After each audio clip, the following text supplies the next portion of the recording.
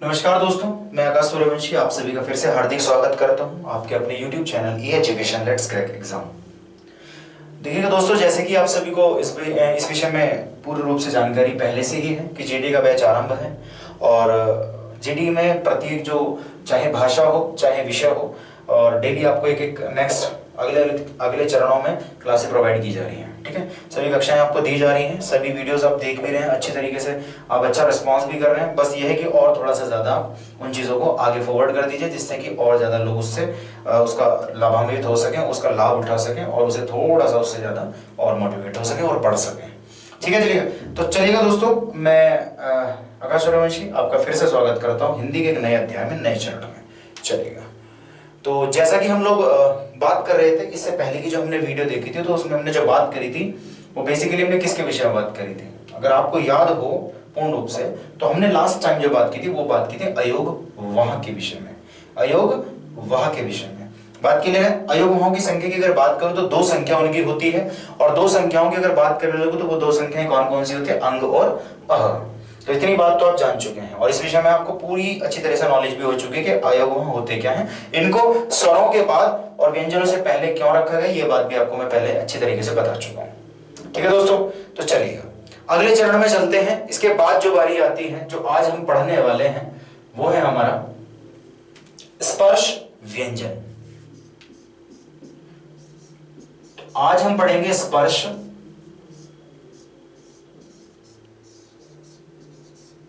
व्यंजन। बात क्लियर है दोस्तों? तो आज हम देखेंगे स्पर्श व्यंजन। देखो, पहली बात तो यही है कि इनका नाम स्पर्श व्यंजन क्यों पड़ा। इनका नाम स्पर्श व्यंजन इसलिए पड़ा, पहली बात, कि जब हम इनका उच्चारण करते हैं, जब हम इनको बोल रहे होते हैं तो उस वक्त में हमारी जीवा हमारे मुख के किसी ना किसी अंदर के या आंतरिक अंग को छूकर उसके उच्चारण को सफल बनाती है, इसीलिए हम इनको स्पर्श व्यंजन कहते हैं। स्पर्श का मतलब छूना, व्यंजन का मतलब व्यंजन। जो व्यंजन उच्चारण के समय हमारी जीवा को हमारे मुख के किसी हिस्से से टच कर दें, उस वक्त में ये स्पर्श व्यंजन कहलाते हैं, उन्हें हम स्पर्श व्यंजन कहते हैं। बात करूं अगर संख्याओं की, तो स्पर्श व्यंजनों की जो संख्या है वो कितनी है दोस्त, वो है 25। कितनी? 25 या 25। अब ये 25 स्पर्श व्यंजन कौन से होते हैं, तो चलिए इनके बारे में बात कर लेते हैं।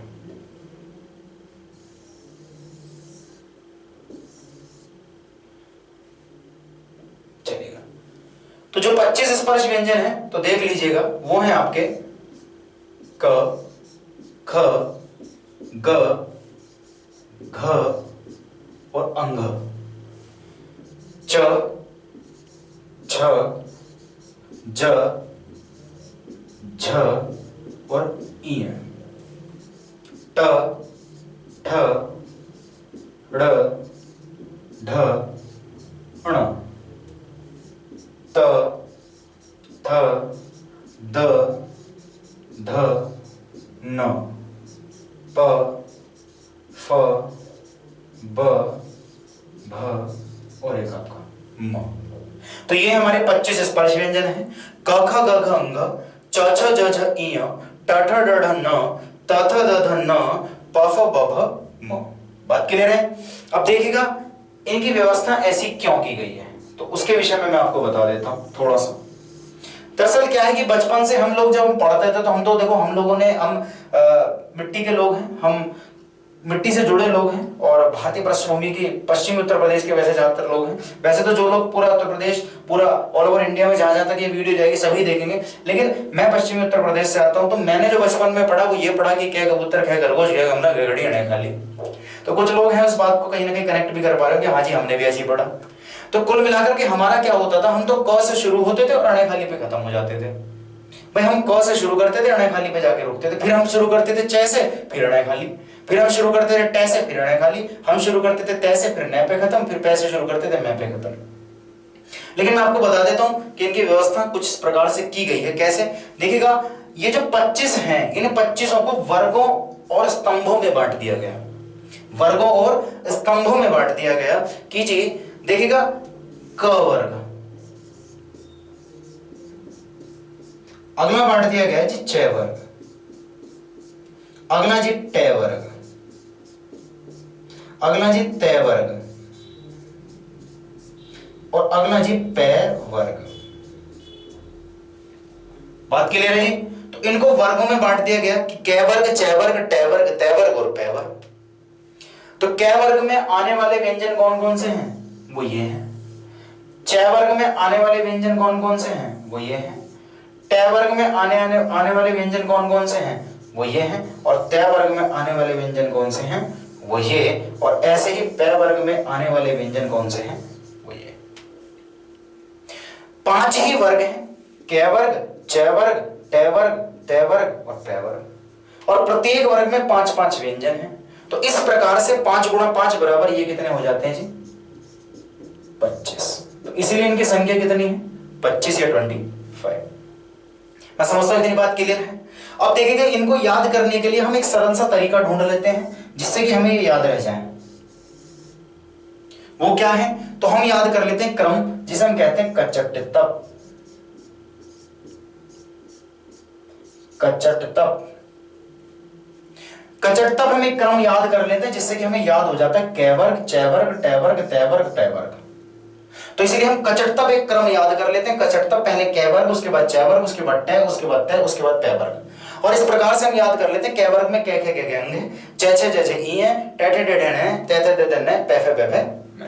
अब तुम में से कई लोग ऐसे होंगे, वो यही सोच रहे होंगे कि मास्टर जी पता नहीं यहाँ पे जाके क्या गड़बड़ कर देते हो आप, क्योंकि हमने तो बचपन में पढ़ा है क्या कबूतर, क्या खरगोश, क्या गमला, घेगड़ी, अणे खाली। भाई हमने इसको बचपन से अणे खाली पढ़ा है, इसको हमने अणे खाली पढ़ा है, इसको हमने अणे खाली पढ़ा है ना। तो देखो जी, ये अणे खाली नहीं होती। जो लोग इस वीडियो को देख रहे हैं, तो मैं उनसे आग्रह करूंगा कि ठीक इससे पहले वाली जो वीडियो अपलोड की गई थी उसमें मैंने इस बात को बड़ी अच्छी तरह से एक्सप्लेन किया था कि ये क्या है, ये अणे खालियां हैं या नहीं है, और कितनी अणे खाली हिंदी भाषा के अंदर होती है। ठीक है जी। तो कृपया करके आप क्या करें, ठीक इससे पहले वाली वीडियो देखें, और उस वीडियो में मैंने अच्छे से समझा है कि ये एक्चुअली होते क्या हैं, ये अंग है, ई और अणे न में है क्या चीज। बात क्लियर है। तो आज हमने स्पर्श व्यंजन को देख रहे हैं स्टार्टिंग से। इनकी संख्या 25 होती है। कै खे गे अंग, चै छे जै छे ई, टै ठे डे डे ने, तै तै दे दन है, पै फे पै फे में। और हमने इनको याद करने का क्रम देख लिया, कचटतप, कै, चै, टै, तै, पै। और हमने देखा कि कै वर्ग, चै वर्ग, टै वर्ग, तै वर्ग, पै वर्ग, कै वर्ग में 5, चै वर्ग में 5, टै वर्ग में, तै वर्ग में, पै वर्ग में, सब में 5-5 व्यंजन है। 5 गुणा 5 बराबर 25। इस प्रकार से इनकी संख्या हो जाती है 25 या 25। बात क्लियर है जी। तो इतनी बात मुझे लगता है आपको समझ में आ गई होगी, पक्की बात है जी। तो चलिएगा आगे देख लेते हैं आगे क्या होती है चीजें। तो जैसे हमने देख लिया, अब देखते हैं ये जो 25 स्पर्श व्यंजन है,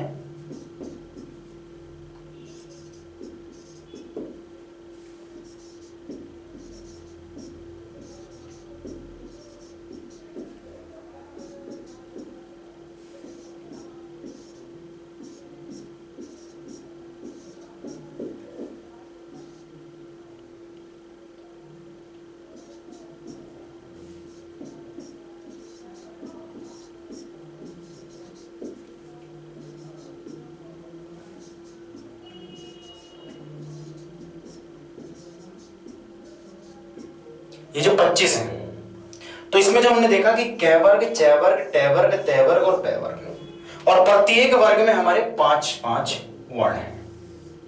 बात क्लियर है जी। प्रत्येक वर्ण में कितने कितने वर्ण हैं? 5-5 हमारे वर्ण हैं। तो इतनी बात मैं समझता हूं आपको समझ आ गई होगी। इतनी बात मैं समझता हूं आपको समझ आ गई होगी। चलिएगा, अब होता क्या है कि प्रत्येक वर्ण का या प्रत्येक वर्ग के पहले वर्ण का 5वां अक्षर, प्रत्येक वर्ग का 5वां अक्षर हमारा नासिक्य होता है।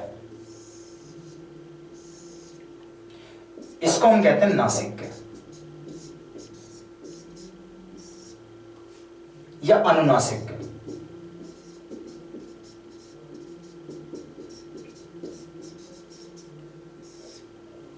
अब नासिक्य अनुनासिक्य कैसे, ये मैंने इससे पहली वाली वीडियो में बताया था, लेकिन फिर भी मैं हल्का सा रिपीट कर देता हूं।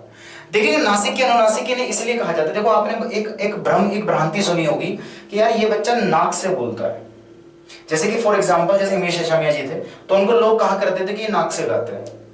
लेकिन आप इस बात को थोड़ा सोचने का प्रयास करो, थोड़ा सोचो आप, क्या कोई व्यक्ति मुंह के अलावा कहीं और से बोल सकता है?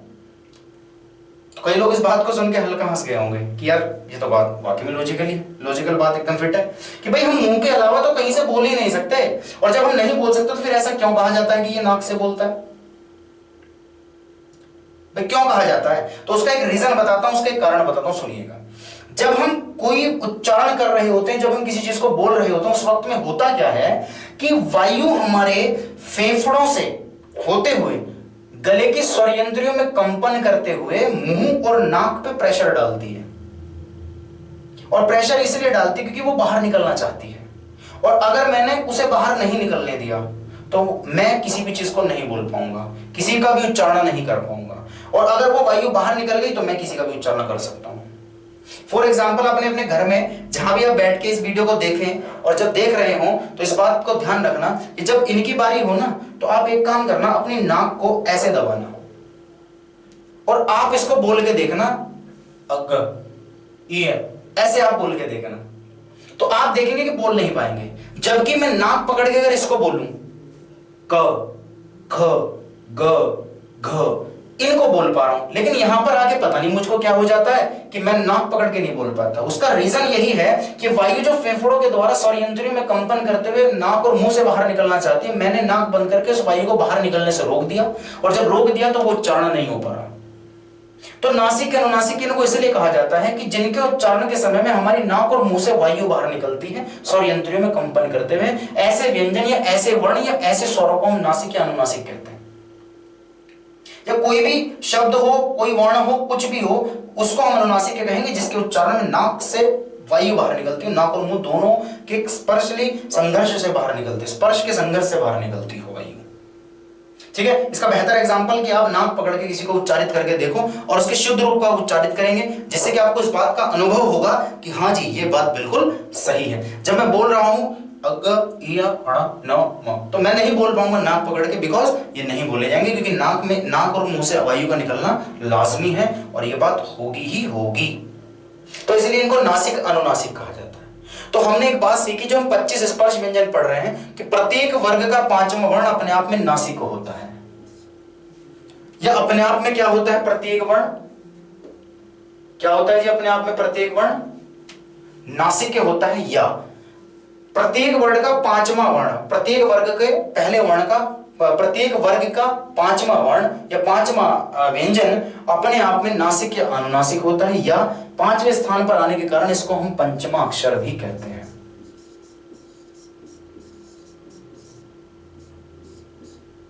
पंचमा अक्षर भी कहते हैं, पंचमा अक्षर भी कहते हैं, क्योंकि ये 5वें क्या होता है, स्थान पर आता है। तो ये बात आप समझ गए कि नासिक अनुनासिक क्या होते हैं और पंचमाक्षर क्या होते हैं। तो इस प्रकार से पंचमाक्षरों की संख्या कितनी है, 5। कौन कौन से, अंग, इय, अणे, ने और मैं। तो कल को आप जब प्रश्न आपसे पूछा जाएगा, फॉर एग्जांपल मैं आपको प्रश्न बता देता हूं, कहा जाएगा निम्नलिखित में से कौन सा, मैं एग्जाम लिख देता हूं क्वेश्चन एक,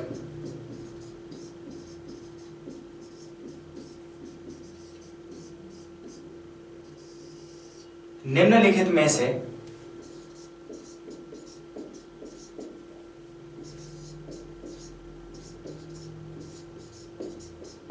कौन सा व्यंजन, कौन सा व्यंजन पंचमा अक्षर या नासिक या नासिक नहीं है, या नासिक नहीं है। फॉर एग्जाम्पल,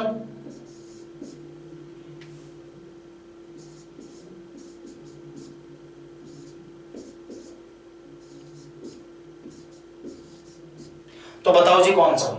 तो आप इसका बहुत अच्छी तरीके से एग्जाम्पल का इसका आंसर, मतलब इस प्रश्न का उत्तर देंगे कि जी ये भी नासिक है, ये भी नासिक है, ये भी नासिक है, और पंचमाक्षर भी, क्योंकि 5वें स्थान पर आते हैं, एकमात्र यही बचा, तो यही हमारा क्या है, इसका आंसर हो जाएगा। ये बात आप समझ गए होंगे कि यही क्या हो जाएगा हमारा इसका आंसर हो जाएगा, क्योंकि यही 5वें स्थान पर भी आता है और यही हमारा नासिक भी नहीं है ना, 5वें स्थान पर नहीं आता है और ये हमारा नासिक भी नहीं है। ठीक है, क्योंकि हमने नेगेटिव फॉर्म में क्वेश्चन पूछा था। आजकल एग्जाम के पैटर्न यही है कि नकारात्मक एक निर्देशक के प्रश्न पूछता है, या नकारात्मक प्रश्नों को ज्यादा एक मतलब प्रायोरिटी दी जाती है आजकल के एग्जाम में। वो चीजें पहले पूछता था कि निम्नलिखित में से कौन सा पंचमाक्षर है नासिक के है, आज पूछता है नासिक के नहीं है। कहीं ना कहीं इंसान थोड़ा सा पढ़ते टाइम पे स्टूडेंट्स भटक जाते हैं, तो थोड़ी तकलीफ हो जाती है, गड़बड़ हो जाती है, उसके चक्कर में हम आंसर जो देखते हैं गड़बड़ लगा देते हैं, कुछ थोड़ा गलत आंसर कर देते हैं। तो इस बात को आप ध्यान से पढ़ें, नकारात्मक में मतलब नेगेटिव फॉर्म में क्वेश्चन पूछा गया था, ठीक है, तो उसके आधार पर हमारा यही आंसर सही होगा। और इस बात को आप समझ गए होंगे कि भाई मैंने ठीक इससे पहले आपको एक चीज बताई थी कि पंचमाक्षर प्रत्येक वर्ग का पांचवा वर्ण, पांचवा व्यंजन, ये क्या होता है हमारा पंचमाक्षर होता है। देखो ये भी एक भ्रम है बहुत बड़ा, 5वें स्थान पर आने वाला अक्षर होता है क्या होता है। तो मैं एक दिन आपको स्पेशली इस वीडियो को एक वीडियो बनाऊंगा जिसमें आपको ये चीजें बताऊंगा कि अक्षर क्या है और वर्ण क्या है। लेकिन हमें स्टार्टिंग से भ्रम यही होता है कि यही अक्षर है और यही वर्ण है, जबकि ऐसा नहीं है। इसके विषय में मैं आपको जानकारी दूंगा कुछ 1-2 दिन बाद, मैं हैशटैग करके वो वीडियो डाल दूंगा, तो आप उस वीडियो को भी अवश्य देख लें कि अक्षरों में और वर्णों में अंतर क्या होता है। ठीक है, वो पूरी वीडियो मैं इसी एक चर्चा पे बनाऊंगा, इसी एक पॉइंट पे बनाऊंगा। हालांकि उस पॉइंट ऑफ व्यू से एग्जाम, उस टॉपिक से एग्जाम में क्वेश्चन बहुत ही रेयर में आते हैं, नहीं आते ये मान के चलेगा, लेकिन फिर भी जानकारी का होना बहुत ज्यादा जरूरी है। ठीक है, बावजूद उसके 5वें स्थान पर आने वाले पंचमाक्षर या फिर इनको नासिक अनुनासिक कहा जाता है। ये बात समझ गए। एग्जाम में क्वेश्चन की अगर बात करने लोगों, एग्जाम की क्वेश्चन की बात करने लोगों, तो मैंने एक क्वेश्चन का पैटर्न आपको समझा दिया कि इस प्रकार से क्वेश्चन पूछे जाते हैं। ठीक है, तो मैं समझता हूं आपकी ये आप तो यहां तक चीजें समझ में आ गई हैं। चलिए आगे बढ़ते हैं इसी क्रम में। इसके बाद जो बारी आती है वो आती है द्विगुण की।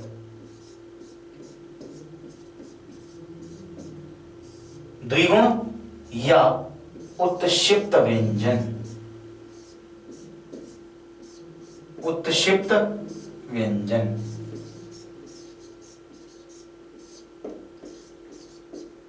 उत्क्षिप्त व्यंजन।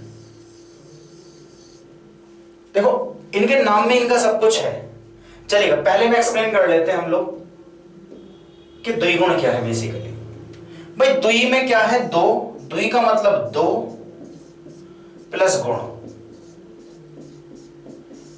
तो हमको ये चीज समझ में आ गई कि ऐसा व्यंजन जो कितने गुण रखता हो, 2 गुण। मतलब ये कहीं पर तो कैसे इस्तेमाल होगा और कहीं पर किसी और तरह से इस्तेमाल होगा, या उसका कोई और दूसरा रूप इस्तेमाल होगा।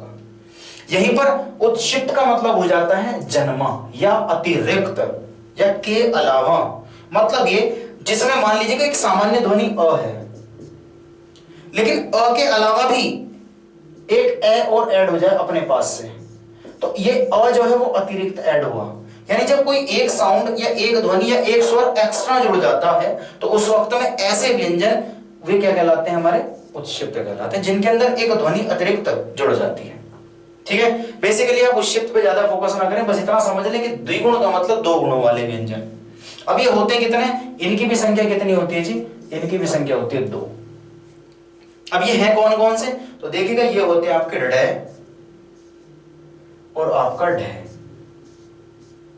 ड और ढ, ढ और ढ। तो हम तो द्विगुण पढ़ रहे हैं,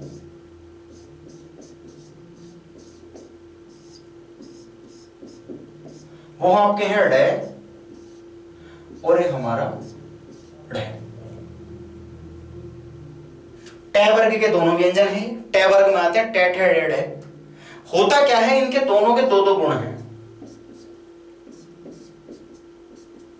कहीं पर इसका रूप इस्तेमाल होता है ये और कहीं पर इस्तेमाल होता है ये।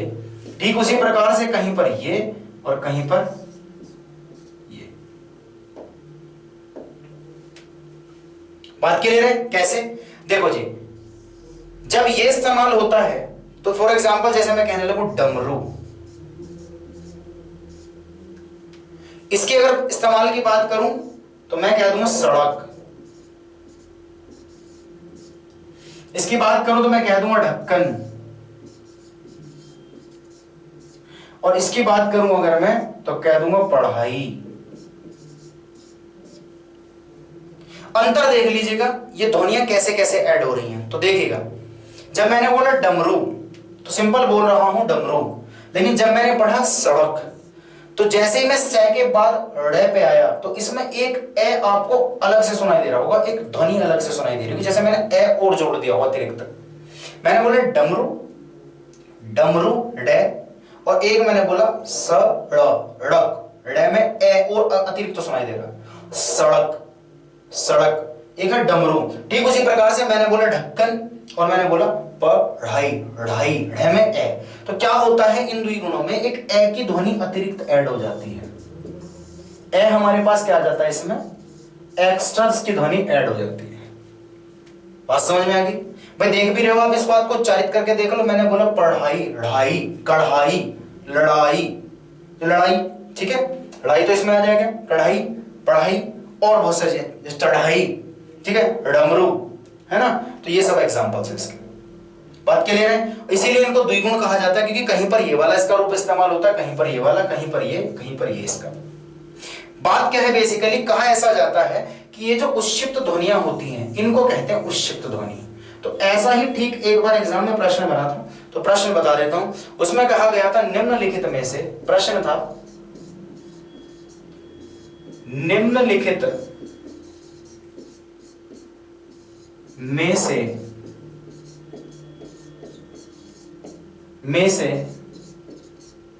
कौन सी ध्वनि उत्क्षिप्त है, उत्क्षिप्त है। तो फॉर एग्जाम्पल मतलब इसके जो उदाहरण थे वो क्या थे आपके, क, ड़,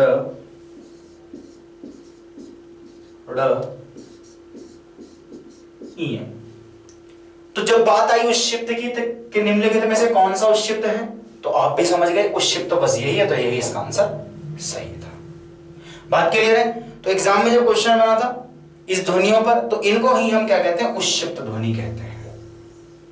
क्योंकि उच्छिप्त इसलिए क्योंकि इनमें एक अतिरिक्त ध्वनि ऐड हो जाती है। और कैसे ऐड होती है, तो मैंने अभी आपको बताया ठीक थोड़ी देर पहले कि आप देख लो, पढ़ाई ढ़ में आ, ढक्कन में एक ए अतिरिक्त नहीं है, लेकिन पढ़ाई जब आप पढ़ोगे तो इसमें कहीं ना कहीं एक ए अतिरिक्त सम्मिलित हो रहा है। बात क्लियर? तो मैं समझता हूं यहां तक ये चीजें आपको समझ में आई, पक्की बात है।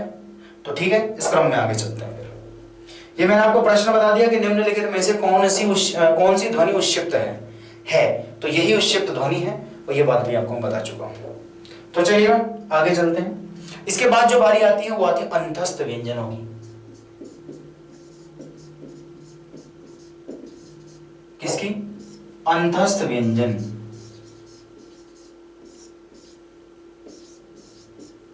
किसकी बात आती है जी? अंतस्थ व्यंजन। अब देख लेते हैं अंतस्थ व्यंजनों बेसिकली होता क्या। अंतस्थ का मतलब होता है अंदर अंदर उच्चारित होना। अब उच्चारण के लिए या बोलने के लिए हम अपने मुंह का इस्तेमाल करते हैं। भाई किसी भी वर्ण, किसी भी व्यंजन, किसी भी स्वर के उच्चारण के लिए मैं किसका इस्तेमाल करूंगा? मुंह का, क्योंकि हम मुंह से ही बोलते हैं किसी को भी। तो अब मैं कह रहा हूं अंदर अंदर उच्चारित करना या होना ही अंतस्थ व्यंजन कहलाता है। मतलब ये जो जिस वर्ण का उच्चारण हमारे मुंह के अंदर ही अंदर हो जाए, या इस बात को यूं समझ लो आप कि जिन व्यंजनों के उच्चारण में हमारा मुंह बहुत कम मात्रा में खुलता हो। जब ये अंदर अंदर बोलेगा तो मुंह को ज्यादा खोलने की जरूरत नहीं है, क्यों जी? तो बस वही बात है, समझे कि मतलब जिन व्यंजनों के उच्चारण में हमारा मुंह बहुत थोड़ी सी मात्रा में खुलता है या बहुत थोड़ा खुलता है, उन्हें हम अंतस्थ व्यंजन कहते हैं, क्योंकि इनका उच्चारण अंदर ही अंदर समाप्त हो जाता है ना। इनकी भी संख्या कितनी है? 2 नहीं 4। कितनी जी? 4 है इनकी संख्या। बात क्लियर है? तो देख लेते हैं कौन से। तो ये हमारे हैं य, र, ल और एक हमारा व। आप जब इनको उच्चारित करेंगे आप बोलेंगे य, र, ल, व, तो ज्यादा मुंह नहीं खुल रहा। इसको प्रूव करने के लिए आप एक चीज देख लो, आ बोल के देख लो। मैंने बोला आ और मैंने बोला य, र, ल, व, या मैंने बोले क। तो देख रहे हैं आप कि इनके उच्चारण में हमारा मुंह क्या है, बहुत कम मात्रा में खुल रहा है। बात क्लियर है? यही इनका क्रम है। एक बार क्रम पे क्वेश्चन पूछा गया था, एक प्रश्न पूछा गया था कि अंतस्थ व्यंजनों का क्रम क्या है, तो क्रम यही है य, रे, ल और वे। बात क्लियर? संस्कृत में इनका क्रम बदल जाता है, लेकिन हिंदी में क्रम यही है य, रे, ल, वे। इतनी बात समझ में आई? चलेगा। इसके बाद जो मैंने आपको अगला टॉपिक लिखवाया था उसका क्या नाम था जी? उसका क्या नाम था? उसका नाम था जी ऊष्म व्यंजन। आप अपनी कॉपी को चेक करें, जो आपने लास्ट टाइम लिखा होगा, दूसरी तीसरी वीडियो में मैंने आपको ये चीज बताई थी कि इतने सारे टॉपिक्स हम डिटेल में डिस्कस करेंगे, और इनके हम डिटेल डिस्कस कर रहे हैं, टेंशन बिल्कुल ना लें, आप पूरी चीजें आपको बताई जा रही हैं, ठीक है? बस आप बेफिक्र होकर पढ़ते रहें और एग्जाम पे फोकस करें। चलेगा। इसके बाद जो बारी आती है वो आती है ऊष्म व्यंजन की। ऊष्म व्यंजन, और इनकी संख्या भी कितनी होती है? 4। हाँ जी, 4। अब इनका नाम ऊष्म क्यों पड़ा? इनका नाम ऊष्म इसलिए पड़ा कि इसके अंदर जो भी व्यंजन आएंगे उन व्यंजनों के उच्चारण के समय हमारे मुंह से गर्म ऊष्मा बाहर निकलती है। इस बात को प्रूव करता हूं, देखिएगा। इनकी संख्या 4 होते कौन से? वो होते हैं आपके श, से और आपका है। आप अपने हाथ को ऐसे करें और आप बोल के देखेंगे श, श, स, ह, तो आप महसूस करेंगे हकीकत में यहां से गर्म ऊष्मा बाहर निकली जब मैं इनको बोल रहा हूं। बात क्लियर है? तो ये हमारे हैं ऊष्म व्यंजन, क्योंकि इनके उच्चारण के समय में हमारे मुंह से गर्म ऊष्मा बाहर निकलती। इस पे भी एक बार एग्जाम में क्वेश्चन पूछा गया था और कहा गया था निम्नलिखित में से, निम्नलिखित में से नहीं, निम्नलिखित, सॉरी, तो एक बार एक क्वेश्चन पूछा गया था,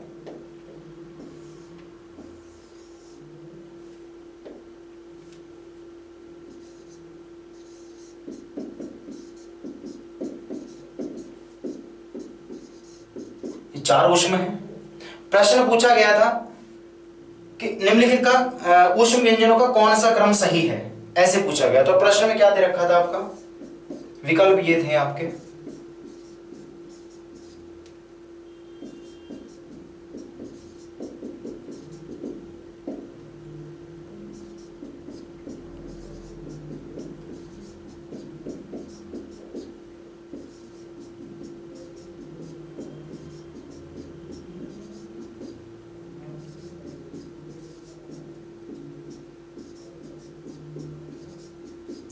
तो क्रम पे जब आपसे क्वेश्चन पूछेगा तो आप इसके लिए याद रख लें शलजम, षटकोण, सपेरा और हल।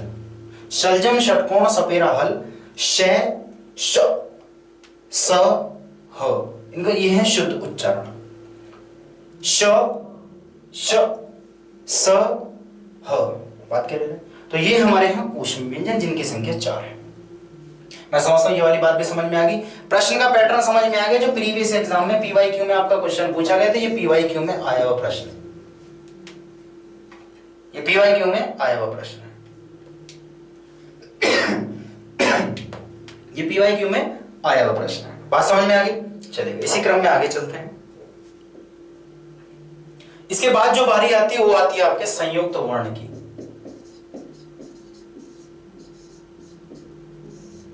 संयुक्त वर्ण की, और इनकी संख्या कितनी है? इनकी संख्या 4 है। बात क्लियर है? फिर वही वाली बात, कुछ ऐसा ही टॉपिक हमने पढ़ा था जब हम स्वर पढ़ रहे थे। स्वरों के टाइम पे हमने एक चीज पढ़ी थी, एक टॉपिक पढ़ा था जिसका नाम था संयुक्त स्वर। ऐसे स्वर जो अतिरिक्त अन्य दो किसी अलग स्वरों से मिलकर बने हो। तो ऐसे ही हम इसमें कुछ पढ़ेंगे कि संयुक्त वर्ण वो वर्ण होते हैं जो अपने निर्माण के लिए अन्य 2 वर्णों की सहायता लेते हैं। तो देख लेते हैं कि संख्या कौन कितनी है? 4 है। देख लेते हैं कौन कौन से 4 हैं। तो देखिएगा, सबसे पहले जो बात आती है क्ष, त्र, एक श्र है और एक आपका जी है। बात क्लियर है? ये हमारा क्ष, हालांकि हम इसको थोड़ा गलत पढ़ते हैं, 6 छत्री, वो हम थोड़ा गलत पढ़ते हैं। एक्चुअली होता क्या है? क्ष, क्ष, त्र, श्र, जी, ये है जी। ये ज्ञानी नहीं है, क्या ज्ञानी नहीं, ये ज्ञानी, ज्ञानी, जय, जी है, जी है, जी होता है। देख लेते किस किस से मिलके ये बनते हैं। तो ये मिलके आपका बनता है आधे क प्लस श, ये मिलके बनता है कश। समझ गए होंगे बहुत सारे लोग, कश से मिलके ये बनता है। उसके बाद त्रय की बात करूं तो ये मिलके बनता आधे तय प्लस रे से, ये मिलके बनता आधे श प्लस रे से, और ये मिलके बनता है आधे जय प्लस ई से। ये दो से मिलके बनते हैं। देखो ये दो से मिलके बन रहा है, ये भी, ये भी, ये भी, इसलिए इनका नाम पड़ा संयुक्त वर्ण। इसमें भी क्वेश्चन कई बार आपसे पूछा जाता है। कैसे? एक बार पूछा गया था कि इसके निर्माण के लिए किन दो वर्णों की सहायता की जरूरत पड़ती है, या कौन से दो वर्ण ऐसे हैं जो अपना योगदान देते हैं। तो प्रश्न ऐसे ही पूछा गया था।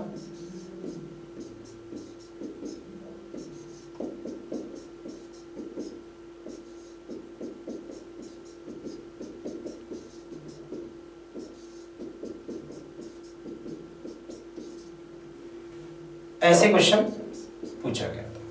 तो इस वक्त में जो इसका आंसर होगा वो कौन सा होगा? कई लोग आंसर दे गए होंगे इसको, जबकि ये आंसर अभी गलत है। अब आप कहेंगे जी अभी तो आपने बताया कि ये इसका आंसर है, और अभी आप खुद ही कह रहे हो कि ये गलत है। ये गलत इसलिए है क्योंकि इससे अधिक प्रभावी विकल्प मेरे पास और भी है, जो इसका आंसर इससे ज्यादा मतलब फिट बैठता है। तो इस बात को मैं थोड़ा सा प्रूव कर लेता हूं, और इसका आंसर है ये। अब ये हुआ कैसे? तो चलिए इस बात को समझ लेते हैं। देखिए, मैंने जब आपको वर्णमाला की पहली कक्षा पढ़ाई थी या दूसरी कक्षा पढ़ाई थी, उस वीडियो में मैंने आपको एक चीज बताई थी कि वर्ण क्या होता है। दोबारा रिपीट कर देता हूं। वर्ण जो होता है वो होता है व्यंजन प्लस स्वर का मिश्रित रूप। व्यंजन और स्वर का मिश्रित रूप हमारा क्या कहलाता है? वर्ण कहलाता है। व्यंजन और स्वर का मिश्रित रूप वर्ण कहलाता है। मतलब यह है, मान लीजिएगा कै नाम का कोई वर्ण है, तो वो जो मिलके बना है वो व्यंजन और स्वर से मिलके बना है।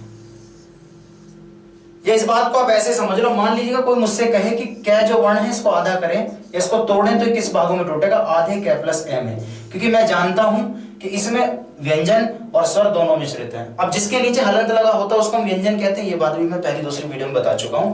जिसको ये चीज समझनी है, जाननी है, तो वो पहली दूसरी वीडियो जाकर के देख ले। ठीक है, बाकी कोशिश पूरी कर रहा हूं यहां भी आपको वही चीजें समझा दी जाए। तो किसी भी वर्ण का जब निर्माण होता है तो उसमें दो चीजें सम्मिलित होती है, व्यंजन प्लस स्वर। व्यंजन होता है वर्ण का आधार रूप, जिसके नीचे हलंत लगा हो उसे हम व्यंजन कहते हैं, और उसका स्वर। या इस बात को जब एक बात बताऊं, आप मुझे बताओ कि मैं कै को आधा कै प्लस एम में तोड़ सकता हूं, तो आधा कै प्लस एम जोड़ करके कै भी तो बना सकता हूं, है ना? बस यही बात देखनी थी, यही बात सीखनी थी। देख लो, चलो भाई। हमने देखा शय भी तो अपने आप में व्यंजन है भाई। जब मैं शय को तोड़ूंगा तो ये किस में टूटेगा? आधे शय प्लस ए में। ये ए जब निकलेगा जब मैं इस शय को आधा करूंगा, और अगर मैंने इस शय को आधा नहीं करा और इसमें से ए निकाल दिया, क्या ये बात सही है? तो आप कहेंगे बिल्कुल नहीं जी।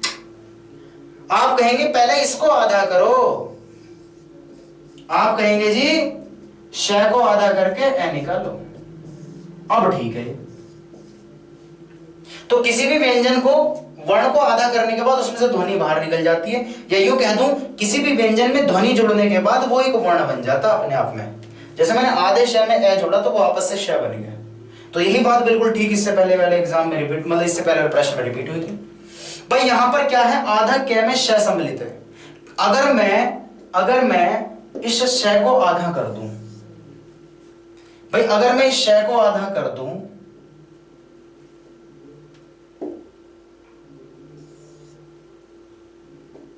भाई मैंने इस शय को आधा कर दिया। जब आधा कर दिया तो ए निकल गया। बात समझ गया भाई? मैंने क्या करा? शय को आधा करके ए निकाल दिया। तो गलत थोड़ी है, ये भी सही है, ये भी बात सही थी, आधा कै प्लस शय। लेकिन तब तक ये सही थी जब तक इससे प्रभावी ये वाला विकल्प नहीं था। भाई यहां भी बात सही है, आधा कै शय तो इसकी बनावट होता ही है, लेकिन शय को आधा करके ए और निकाल दे, तो मुझे इसकी जगह ये वाला आंसर ज्यादा सही लगा, और यही इसका आंसर हुआ। सेम रिपीटेड प्रश्न है, ये एग्जाम में पूछा गया क्वेश्चन। बाकी इसकी आगे जानकारी जब दूंगा जब मैं आपको वर्तनियां पढ़ाऊंगा कि कैसे कोई वर्ण आधा होता है, कैसे उसके अंदर से ध्वनि विभक्त होती है, कैसे उसके अंदर से ध्वनि निकलती है। बात क्लियर है? तो मैं समझता हूं इतनी जो जानकारी थी वो आपको पूरी समझ में आई होगी। और आज मैंने एक लंबी सेशन रखा है, लंबी क्लास रखी इसलिए कि मैंने पूरी वर्णमाला खत्म कर दी। अब अगला जो सेशन होगा वर्णमाला के उच्चारण स्थानों से शुरू करेंगे हम कल से, अगली वीडियो से। बात क्लियर है? तो इसका जल्दी फटाक से इसको हम रिपीट कर लेते हैं, कहां से हमने चीजें शुरू करी थी या कहां से हम चीजों को पढ़ना हमने आरंभ करा था आज। बात क्लियर है? पर इससे पहले तक हम पढ़ चुके थे। सबसे पहले हमने स्वर पढ़े थे 11 अ आ इ उ री ए ऐ ओ औ। उसके बाद हमने पढ़ा था भाई, हमने 11 स्वर पढ़े अ आ इ उ री ए ऐ ओ औ। उसके बाद अयोगमा पढ़े अंग अह। उसके बाद बारी आई स्पर्श व्यंजनों की जो हमने आज शुरू करे क ख ग घ अंग च छ ज झ ञ ट ठ ड ढ न त थ द ध न प फ ब भ म। उसके बाद हमने द्विगुण स्टार्ट किए और द्विगुणों की संख्या कितनी थी जी? द्विगुणों की संख्या हमारी कितनी थी? दो संख्या थी हमारी। कितनी संख्या थी द्विगुणों की? दो संख्या थी, ड़ और ढ। ड़ ढ क्या होते हैं? ये दो गुण रखते हैं, ठीक है। इसके बारे में मैंने आपको जानकारी दे दी कि कहां पर कैसे, जैसे डमरू, सड़क, ढक्कन पढ़ाई। बात क्लियर है? उसके बाद जो बारी करी हमने अंतस्थ व्यंजनों की बात करी, ठीक है। ये तो मैंने इसका प्रश्न समझाया था। उसके बाद जो मैंने बात करी थी अंतस्थ व्यंजनों की, और इनकी संख्या 4 होती है। इनका उच्चारण मुंह के अंदर समाप्त हो जाता है, या यूं कहूं इनके उच्चारण के समय हमारा मुंह बहुत कम खुलता है। उसके बाद मैंने जो बात करी थी, उसके बाद हमने बात करी थी किसकी? ऊष्म व्यंजनों की। इनकी संख्या 4 थी। इनको ऊष्म इसलिए कहा गया क्योंकि इनके उच्चारण के समय में हमारे मुंह से गर्म ऊष्मा बाहर निकलती है। जैसे कि एग्जांपल है आपका श, एग्जांपल नहीं, मतलब ये जो 4 है वो है श, श, स, ह। इनको आप प्रयोग करके देखें, ऐसे उच्चारण करके देखें इनका, तो आपको समझ में आएगा कि गर्म ऊष्मा बाहर निकल रही है। और संख्या इसके आधार पर मैंने एक प्रश्न बताया था कि इसके क्रम पे एक प्रश्न पूछा गया था पीवाईक्यू में, और क्रम क्या है? शलजम, षटकोण, सपेरा हल। ये पीवाईक्यू का क्वेश्चन है, प्रीवियस ईयर एग्जाम का क्वेश्चन है। बात क्लियर है? उसके बाद अगर बात करूं मैं, उसके बाद बात आई संयुक्त वर्णों की। संयुक्त का मतलब जो मिलके बना हो, अतिरिक्त। तो इनकी संख्या 4 थी, वो क्ष, त्र, श्र, ज्ञ। तो क्ष जो मिलके बनता आधे क प्लस श से, त्र आधे त प्लस र से, श्र आधे श प्लस र से, ज्ञ आधे ज प्लस ञ से। इसके एग्जाम मतलब इस टॉपिक पर एग्जाम में क्वेश्चन पूछा गया था पीवाईक्यू में। ये पीवाईक्यू का क्वेश्चन है जी, और मैंने आपको पीवाईक्यू का क्वेश्चन भी साथ साथ डिस्कस करवा दिया कि ऐसे क्वेश्चन आया था। हालांकि ये विकल्प भी ठीक था, लेकिन जब ये नहीं था। अगर काश ये विकल्प नहीं होता तो ये विकल्प ठीक होता। अब ये विकल्प है तो इससे ज्यादा प्रभावी ये वाला विकल्प होगा, और ये हमारा आंसर सही होगा। बात क्लियर है? और उसके बाद अगर बात करने लगूं अंत, मैंने आपको एक छोटा सा टॉपिक समझाया था कि व्यंजन को या वर्ण को आधा कैसे करते हैं। हालांकि ये बात मैं आपको पहले दूसरी वीडियो में बता चुका था। तो मैं समझता हूं यहां तक कि आपको जानकारी अच्छी लगी होगी। और पूरे जो 52 वर्ण थे मैं आपके साथ डिस्कस कर चुका हूं। पहले 11 स्वर पढ़े, उसके बाद 2 अयोगवा पढ़े, उसके बाद 25 स्पर्श व्यंजन, उसके बाद 2 द्विगुण, उसके बाद 4 अंतस्थ, उसके बाद 4 ऊष्म, उसके बाद 4 संयुक्त वर्ण। टोटल हो गए आपके 52। बात क्लियर है? तो अगली कक्षा या अगली वीडियो में जब आपके साथ मिलूंगा तो मैं मिलूंगा इन्हीं सब पूरी वर्णमाला के जितने भी हमने स्वर, व्यंजन और वर्ण पढ़े, इन सबके उच्चारण स्थानों को लेकर के। बात क्लियर? तो तब तक के लिए मैं विदा चाहता हूं, और कृपया बस मतलब आपसे एक अनुरोध करूंगा, आपसे एक विनती करूंगा कि बस कृपया करके आप इन चीजों को आगे फॉरवर्ड करें, और जिससे कि ज्यादा से ज्यादा लोग इसको देख सकें। इसको स्प्रेड कर दीजिएगा, ज्यादा से ज्यादा लोगों तक पहुंचा दीजिएगा, जिससे कि लोग इससे पढ़ सकें, सीख सकें, और हम आगे बढ़ सकें, और आपका हमें सहयोग मिलता रहे। बस इसी की जानकारी के लिए और इसी उम्मीद से हम आगे बढ़ेंगे और अगली क्लासों में आपसे मिलेंगे। तब तक के लिए नमस्कार, बाय बाय, राम राम, खुदा हाफिज़, शब्बा खैर, मस्त रहो, स्वस्थ रहो, ख्याल रखो, खुश रहो, bye bye, take care, see you in the next class. और जाने से पहले सब्सक्राइब करना ना भूलें, शेयर कर दें, लाइक कर दें। Bye bye, take care, see you in the next class.